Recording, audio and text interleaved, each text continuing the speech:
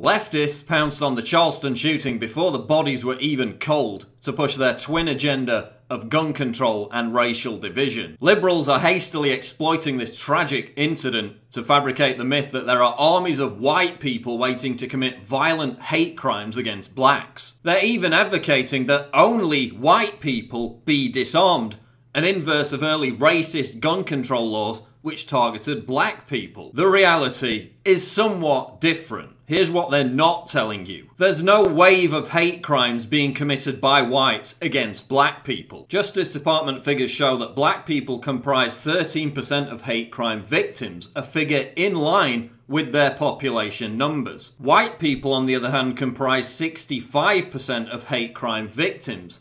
And from 2003 to 2006, black people comprised just 7% of hate crime victims. Black people are responsible for half of all homicides within the United States, despite making up only 13% of the population. Department of Justice statistics show that between 1980 and 2008, blacks committed 52% of homicides compared to 45% of homicides committed by whites. There's clearly a problem of violent criminality within the black community, but hardly anyone is talking about it. Despite being outnumbered by whites 5-1, blacks commit 8 times more crimes against whites than vice versa, according to FBI statistics. A black male is 40 times more likely to assault a white person than the reverse. Incidents involving hate crimes, including murders, where the perpetrator is black and the victim is white, are almost universally ignored by the mainstream media. For years, the phenomenon of overwhelmingly black people randomly attacking white people on the street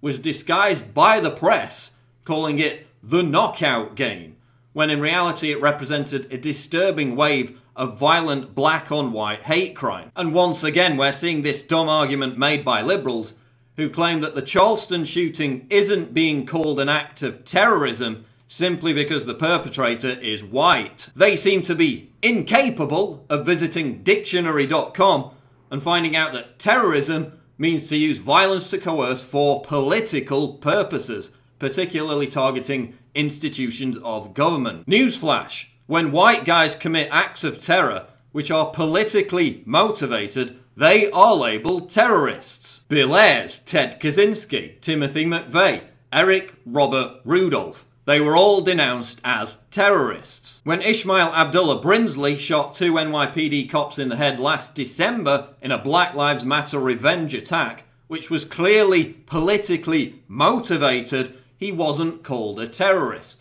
So by that benchmark, neither should the Charleston shooter. Many on the left even demanded that the Germanwings suicide pilot be labelled a terrorist simply because he was white, when that incident had zero political motivation whatsoever. Same thing with the Chapel Hill shooting. Just like the NYPD shooting, racial division, fueled by the Black Lives Matter movement, in coordination with the Obama Justice Department on one side, and white supremacists on the other side who hide behind racism to ignore the very real problem of police brutality, meant that the Charleston shooting was all too predictable. Should law-abiding blacks be made to feel guilty for disproportionately high black homicide rates? No, but by the same token, law-abiding whites should not be figuratively put on trial and pressured to atone for their white guilt and relinquish their Second Amendment rights